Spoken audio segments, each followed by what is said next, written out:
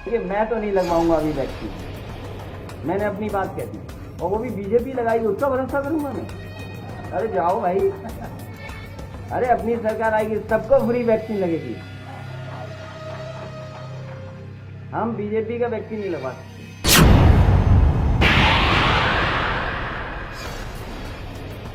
Corona की इस भयावता में ऐसे कई चेहरे बेपर्दा हुए हैं जिन्होंने इस आपदा को अपनी राजनीतिक रोटियां सेकने के अवसर के तौर पर इस्तेमाल किया। इन लोगों ने वैक्सीन को लेकर जबरदस्त भ्रम फैलाया, आम लोगों को गुमराह किया, वैक्सीन की गुणवत्ता पर सवाल खड़े किए, उसे इस्तेमाल न करने की सलाह दी। आज यही लोग सरकार से टीकाकरण की संख्या को लेकर सवाल पूछ रहे हैं। अब जब कोरोना से देश भर में मौतें हो रही हैं, तो यही लोग सरकार को वैक्सीन पर कटघरे में खड़ा कर रहे हैं कि अभी तक लोगों को वैक्सीन क्यों नहीं मिली। इन लोगों ने मानवता के खिलाफ जघन्य अपराध किया है, क्योंकि वैक्सीन पर इनके फैलाए गए भ्रम के चलते काफी लोग इस अभियान से अलग रहे। इन गुनाहगार चेहरों की फहरिस्त में सबसे ऊपर नाम समाजवादी पार्टी के मुखिया अखिलेश यादव का है। अखिलेश यादव ने 3 जनवरी को लखनऊ में एक प्रेस कॉन्फ्रेंस की और कोरोना की इस वैक्सीन को बीजेपी की वैक्सीन करार दिया। उन्होंने वैक्सीन न लेने का ऐलान भी किया। ये बात अलग है कि आज खुद अखिलेश यादव कोरोना के शिकार हो चुके हैं और ठीक होने की राह देख रहे हैं। राजनीतिज्ञों के साथ ही मीडिया के भी कुछ एजेंडेबाजों ने वैक्सीन को लेकर जमकर भ्रम फैलाया। न्यूज 24 के एंकर संदीप चौधरी इस गैंग की अगुवाई कर रहे थे। संदीप चौधरी ने 6 जनवरी को अपने शो में बीजेपी प्रवक्ता जफर इस्लाम से बहस करते हुए वैक्सीन को बेकार करार दिया। जफर, मैं भी प्राउड इंडियन हूं, आप भी प्राउड इंडियन हो। आप कोवैक्सीन लगवाएंगे? जब फ्रंट लाइन वॉरियर्स लगा रहे तो हमें क्या दिक्कत है?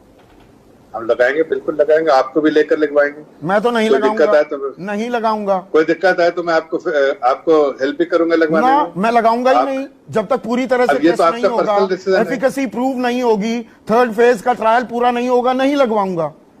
देखिए संदीप जी, इसको despite being a proud Indian, यही संदीप चौधरी 28 अप्रैल को एक बार फिर रंगे सियार की तरह टीवी पर नमूदार हुए और पूरी बेशर्मी से बहस करते हुए सवाल उठाने लगे। ये महामारी है, ये आपदा काल है, ये संकट काल है, ये आपातकाल है।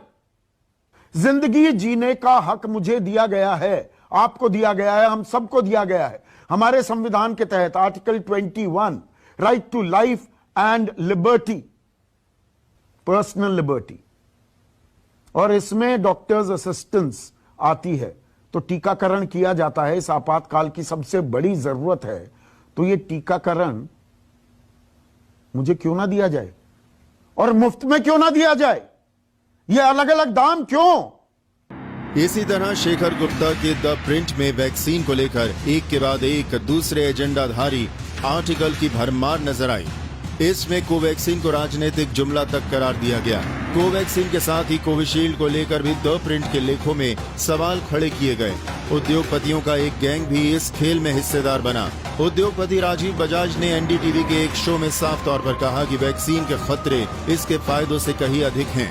छत्तीसगढ़ के स्वास्थ्य मंत्री टीएस सिंहदेव एक कदम और आगे निकल गए। 10 जनवरी को एएनआई को दिए बयान में उन्होंने ऐलान कर दिया कि हम छत्तीसगढ़ में कोवैक्सीन के टीकाकरण को बिल्कुल सपोर्ट नहीं करेंगे। कांग्रेस के प्रवक्ता रणदीप सुरजेवाला ने प्रेस कॉन्फ्रेंस कर वैक्सीन पर भ्रम फैलाने की कोशिश में पीएम के नाम का भी इस्तेमाल कर दिया। उन्होंने सवाल किया कि आखिर क्यों प्रधानमंत्री, स्वास्थ्य मंत्री और दूसरे केंद्रीय मंत्री पहले खुद वैक्सीन नहीं लगवा रहे। अगर देश के प्रधानमंत्री या दुनिया में मुख्तलिफ देशों के राष्ट्रपति, प्रधानमंत्री और केंद्रीय मंत्री और केंद्रीय स्वास्थ्य मंत्री पहला कोरोना का टीका लगाते हैं, कोरोना वैक्सीन लगवाते हैं, तो इससे पूरे देश में या देश के नागरिकों में एक विश्वास पैदा होता है। परंतु अगर मोदी जी नहीं लगवाना चाहते, मोदी जी के केंद्रीय मंत्रीगण नहीं लगवाना चाहते। एनसीपी के नेता नवाब मलिक ने भी 11 जनवरी को बयान दिया कि पीएम को भ्रम दूर करने के लिए खुद वैक्सीन लगवानी चाहिए। विपक्ष वैक्सीन पर एक सुनियोजित तरीके से भ्रम फैलाने का अभियान चला रहा था। इसे कई स्तरों पर चलाया जा रहा था। पश्चिम बंगाल की मुख्यमंत्री ममता बनर्जी और छत्तीसगढ़ के मुख्यमंत्री ने भी इसी अभियान की तरह पीएम की बैठकों का भी बहिष्कार कर दिया, जो वैक्सीन के मद्देनजर बुलाई गई थी।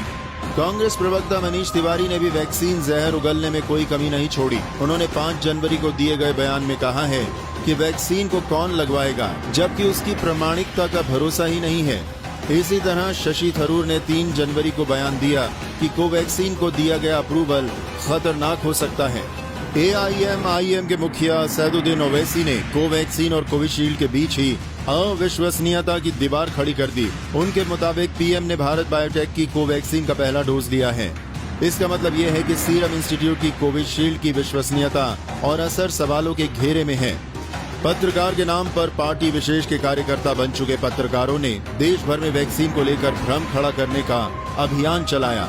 स्वाति चतुर्वेदी नाम की कथित पत्रकार ने ऐलान कर दिया कि उनका भारत बायोटेक में बिल्कुल भी यकीन नहीं है और वे कोवैक्सीन नहीं लगवाएंगी।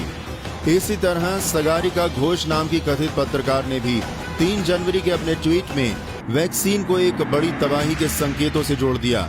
2 BHK के लिए चर्चित और कॉर्पोरेट इंटरेस्ट में काम करने के लिए बदनाम रोहिणी सिंह नाम की कथित पत्रकार ने यहां भी कॉर्पोरेट हितों का एंगल भिड़ा दिया। रोहिणी सिंह ने फाइजर और मॉडर्ना की वैक्सीन को भारत में अप्रूवल न देने पर सवाल खड़े किए। उनको सारी दिक्कत भारतीय वैक्सीनों से रही। आज की तारीख में कोविड के नाम पर रोना पीटना कर रहे प्रशांत भूषण ने कोरोना की मौत का भी ऐलान कर दिया था। 1 फरवरी को किए अपने ट्वीट में उन्होंने लिखा कि अप्रमाणिक प्राइवेट वैक्सीन पर हमारा पैसा बेवजह खर्च किया जा रहा है, जबकि कोविड अपनी स्वाभाविक मौत मर रहा है।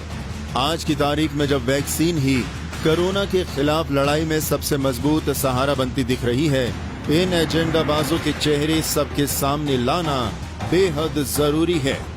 Newsroom post, Delhi.